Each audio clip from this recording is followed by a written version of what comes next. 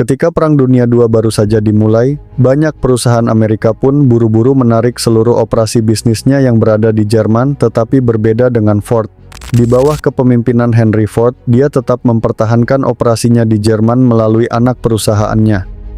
Ford Werke, yaitu anak perusahaan Ford di Jerman, tidak hanya memproduksi kendaraan militer untuk Nazi, tetapi juga menggunakan pekerja paksa dari kamp konsentrasi.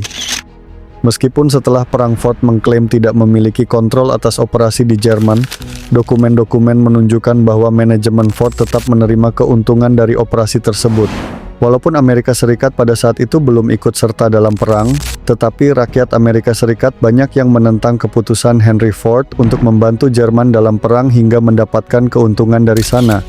Mereka, komunitas Yahudi Amerika dan kelompok anti-perang, menyerukan untuk tidak membeli mobil baru Ford, tidak menggunakan layanan dealer dan bengkel resmi Ford, beralih ke merek mobil lain seperti General Motors atau Chrysler. Antisemitisme adalah sikap ketidaksukaan terhadap Yahudi. Sentimen antisemit Henry Ford tidak muncul secara tiba-tiba. Pada awal 1900-an, Ford mulai terpapar dengan berbagai teori konspirasi anti-Yahudi, melalui bacaan-bacaan seperti Protocols of the Elders of Zion, sebuah dokumen palsu yang mengklaim adanya rencana rahasia kaum Yahudi untuk menguasai dunia. Protocols of the Elders of Zion adalah dokumen propaganda yang sangat berbahaya dan penuh kebencian. Dokumen ini disusun sebagai rangkaian 24 protokol atau catatan pertemuan rahasia yang seolah-olah merupakan rencana detail para pemimpin Yahudi untuk menguasai dunia. Mari kita bahas beberapa tema utama dalam dokumen tersebut. Pertama, dokumen ini mengklaim adanya rencana sistematis untuk menghancurkan tatanan dunia yang ada. Misalnya dijelaskan bagaimana komunitas Yahudi akan memanipulasi sistem keuangan global, menciptakan krisis ekonomi, dan mengontrol media massa untuk mencapai tujuan mereka. Kedua, dokumen ini menggambarkan rencana untuk memecah belah masyarakat melalui berbagai cara.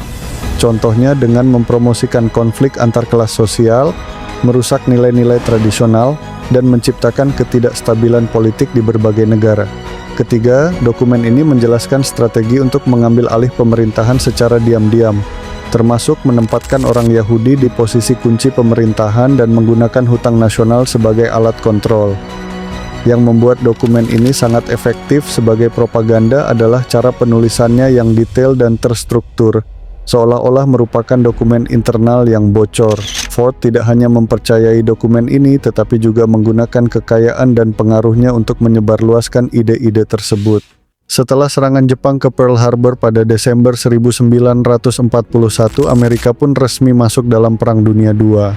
Pemerintah Amerika mengeluarkan beberapa kebijakan yang secara efektif memaksa perusahaan-perusahaan Amerika untuk mendukung upaya perang, termasuk Ford.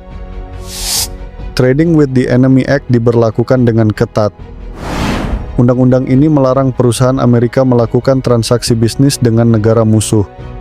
Pelanggaran terhadap undang-undang ini bisa mengakibatkan hukuman berat, termasuk tuntutan pidana dan penyitaan aset. Ini membuat Ford tidak bisa mengambil keuntungan apapun dari Ford Werke setelah Amerika Serikat resmi ikut dalam Perang Dunia II.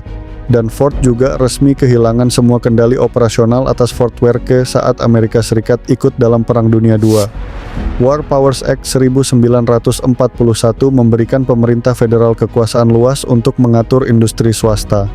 Melalui undang-undang ini, pemerintah bisa memerintahkan perusahaan untuk memprioritaskan produksi militer dan bisa mengambil alih perusahaan jika tidak patuh. Alhasil, Ford mengkonversi fasilitas produksinya untuk membuat berbagai peralatan militer seperti pesawat bomber B-24 Liberator menjadi salah satu produksi terpenting Ford. Di pabrik Willow Run di Michigan, Ford membangun fasilitas produksi pesawat bomber terbesar di dunia. Pabrik ini menggunakan teknik produksi massal yang sudah dikembangkan Ford untuk mobil dan berhasil memproduksi satu pesawat B-24 setiap jam pada puncak produksinya. Ini adalah pencapaian luar biasa mengingat kompleksitas pesawat bomber. Jeep militer juga menjadi produk penting. Ford memproduksi GPW Jeep yang merupakan kendaraan ringan serbaguna yang sangat vital untuk mobilitas pasukan di berbagai medan perang. Ford menggunakan keahlian mereka dalam produksi kendaraan untuk membuat Jeep yang tangguh dan andal. Tank Sherman juga diproduksi di fasilitas Ford. Ford membuat mesin untuk tank ini dan juga terlibat dalam produksi komponen-komponen lainnya. Tank Sherman menjadi tank utama yang digunakan pasukan sekutu di berbagai front perang. Karena tank ini adalah tank yang sangat cepat dalam bergerak jika dibandingkan oleh tank lainnya. Kendaraan angkut militer dalam berbagai ukuran juga diproduksi Ford. Ini termasuk truk untuk mengangkut pasukan, persediaan, dan peralatan. Pengalaman Ford dalam membuat kendaraan komersial sangat membantu dalam produksi kendaraan-kendaraan militer ini. Mesin pesawat juga diproduksi oleh Ford, termasuk mesin Pratt dan Whitney R2000 Double Wasp yang digunakan di berbagai pesawat tempur dan bomber. Ford menggunakan keahlian mereka dalam produksi mesin untuk membantu memenuhi kebutuhan ini. Yang menarik adalah bagaimana Ford menggunakan keahlian mereka dalam produksi massal untuk meningkatkan efisiensi produksi peralatan militer. Sebagai contoh, di pabrik Willow Run, Ford menerapkan sistem lini perakitan yang mirip dengan produksi mobil mereka untuk membuat pesawat bomber, sesuatu yang belum pernah dilakukan sebelumnya untuk pesawat sebesar dan sekompleks B-24. Efisiensi pabrik Ford memang sudah terkenal sangat cepat dalam memproduksi mesin. Sebelum Ford terlibat dalam pembuatan pesawat bomber B-24, Amerika Serikat membutuhkan waktu 24 jam untuk membuat satu pesawat. Setelah Ford terlibat, memproduksi satu B-24 bisa dilakukan setiap 63 menit, sedangkan dari pihak Jerman menerapkan kebijakan yang disebut Reichskommissar, di mana mereka mengambil alih pengelolaan perusahaan-perusahaan asing untuk mendukung upaya perang mereka. Dengan kebijakannya, pemerintah Nazi mengambil alih manajemen pabrik Ford Werke di Cologne secara penuh. Mereka pun memproduksi kendaraan untuk keperluan militernya seperti truk Brandenburg, Kettenrad, dan Maultier. Truk Brandenburg ini adalah truk militer medium yang menjadi tulang punggung logistik Wehrmacht. Truk ini dirancang khusus untuk kondisi medan perang dengan kapasitas angkut yang besar dan kemampuan off-road yang baik. Bayangkan seperti truk pengangkut tentara dan persediaan yang bisa beroperasi di berbagai medan dari jalan berlumpur hingga area pegunungan. Kettenrad Track Motorcycle. Ini adalah kendaraan unik yang menggabungkan elemen sepeda motor dengan sistem trek, rantai, seperti tank. Kendaraan ini sangat efektif untuk bergerak di medan berat seperti salju dan lumpur. Kettenrad digunakan untuk pengintaian dan pengiriman pesan cepat di garis depan. Maultier Half Track. Ini adalah truk yang dimodifikasi dengan mengganti roda belakang menggunakan sistem trek seperti tank. Nama Maultier berarti mule atau bagal dalam bahasa Jerman, mencerminkan kemampuannya untuk bergerak di medan sulit sambil membawa beban berat. Kendaraan ini sangat penting untuk logistik Wehrmacht di front timur, di mana kondisi jalan sangat buruk. Suku cadang militer. Ford Werke juga memproduksi berbagai komponen dan suku cadang untuk kendaraan militer Wehrmacht, termasuk mesin, transmisi, dan komponen chassis. Hubungan Ford dengan Nazi. Ford menerima Grand Cross of the German Eagle dari Nazi Jerman pada 1938. Ini adalah penghargaan tertinggi yang bisa diberikan Nazi kepada orang asing. Dan Henry Ford dikenal sebagai orang yang sangat mengagumi kebijakan Hitler dan Nazi Jerman. Fordlandia bukan sekadar proyek perkebunan karet.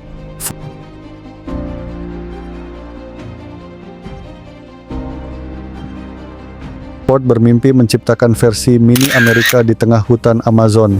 Dia merancang kota lengkap dengan bioskop, kolam renang, lapangan golf, dan bahkan hidran air, infrastruktur yang sangat asing bagi penduduk lokal saat itu. Ford memilih Brasil karena untuk mengamankan pasokan karet bagi pabriknya, karena pada saat itu produsen karet Asia memiliki monopoli pasar. Pada awal 1900-an, pasar karet dunia didominasi oleh koloni-koloni Eropa di Asia Tenggara, terutama di wilayah yang sekarang menjadi Malaysia dan Indonesia. Inggris dan Belanda memiliki perkebunan karet yang sangat luas di wilayah ini. Mereka mengendalikan hampir 98% produksi karet dunia pada tahun 1920-an. Harga karet yang tinggi akibat monopoli Asia membuat Ford berpikir bahwa membangun perkebunan sendiri di Brasil akan lebih menguntungkan dalam jangka panjang. Ford ingin membangun sumber karet alternatif untuk membebaskan diri dari ketergantungan pada monopoli karet Asia. Kegagalan Fordlandia mencerminkan arogansi kolonial dan ketidakmampuan memahami konteks lokal. Para ahli pertanian Brasil diacuhkan ketika memperingatkan bahwa tanah di lokasi tersebut tidak cocok untuk perkebunan karet skala besar. Pekerja dipaksa makan di kafetaria bergaya Amerika yang menyajikan hamburger dan baked beans, menimbulkan pemberontakan pada tahun 1930. jadwal kerja tidak memperhitungkan suhu tropis, memaksa pekerja bekerja di tengah terik matahari, pelarangan alkohol dan pembatasan hubungan sosial memicu ketegangan dengan penduduk lokal. Dampak lingkungan proyek ini juga menyebabkan kerusakan lingkungan yang signifikan.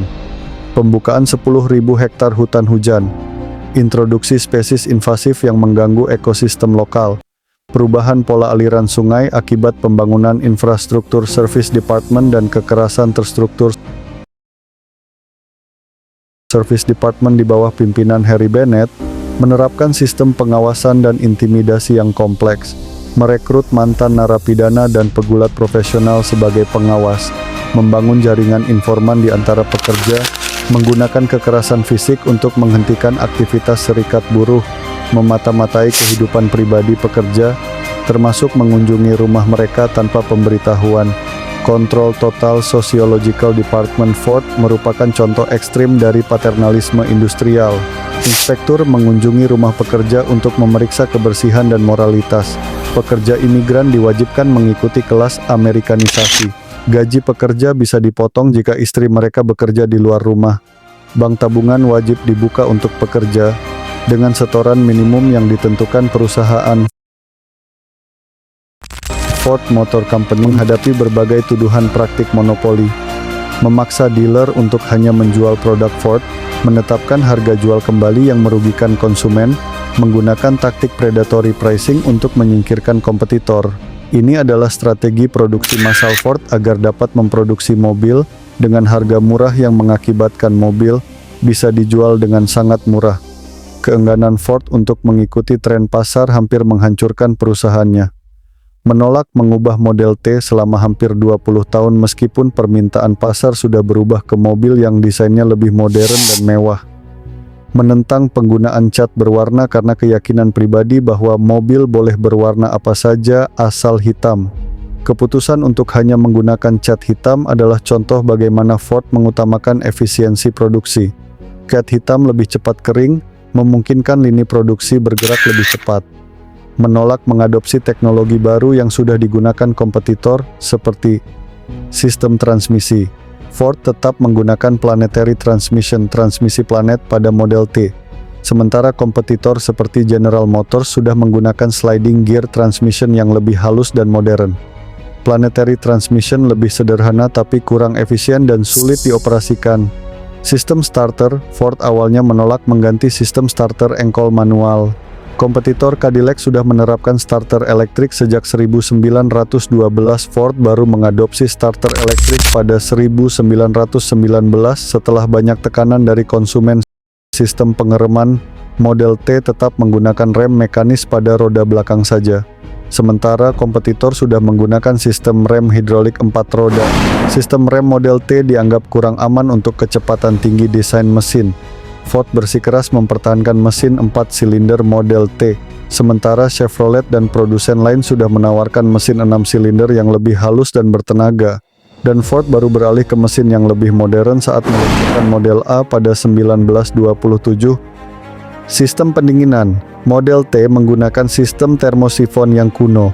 Kompetitor sudah menggunakan pompa air untuk pendinginan yang lebih efisien. Sistem termosifon kurang efektif untuk mesin dengan tenaga lebih besar. Kontroversi Henry Ford memberikan pelajaran penting tentang bahaya ketika kekuasaan ekonomi bertemu dengan ideologi ekstrim. Dampak dari tindakan-tindakannya masih terasa hingga hari ini. Keluarga Ford telah berupaya menebus kesalahan masa lalu dengan mendirikan berbagai program filantropi. Ford Foundation didirikan tahun 1936 menjadi salah satu upaya terbesar keluarga Ford untuk memberikan dampak positif pada masyarakat. Program-programnya mencakup program beasiswa global untuk pendidikan tinggi, dukungan untuk hak sipil dan keadilan sosial, pendanaan penelitian medis dan kesehatan publik, program pembangunan berkelanjutan di negara berkembang, dan dukungan untuk seni dan budaya. Ford Motor Company juga menjadi salah satu perusahaan pertama yang menerapkan program Affirmative Action. Affirmative Action Ford. Ford menjadi pelopor Affirmative Action di dunia industri Amerika Serikat. Program ini bertujuan memperbaiki ketidaksetaraan historis dengan memberikan kesempatan lebih besar kepada kelompok yang sebelumnya terpinggirkan. Ford menerapkannya melalui program pelatihan khusus untuk pekerja minoritas, penetapan target keragaman dalam manajemen, kemitraan dengan perguruan tinggi minoritas, dan pengembangan supplier dari kelompok minoritas. Fordlandia menjadi peringatan tentang bahaya arogansi kolonial dan pengabaian kearifan lokal. Praktik pengawasan pekerja era Ford menjadi preseden bagi diskusi tentang privasi di tempat kerja modern. Kisah Henry Ford menunjukkan bagaimana seorang visioner bisnis bisa secara simultan menjadi inovator brilian dan tokoh yang sangat kontroversial. Warisan kompleksnya mengingatkan kita bahwa kemajuan teknologi dan ekonomi harus selalu diimbangi dengan pertimbangan etika dan kemanusiaan.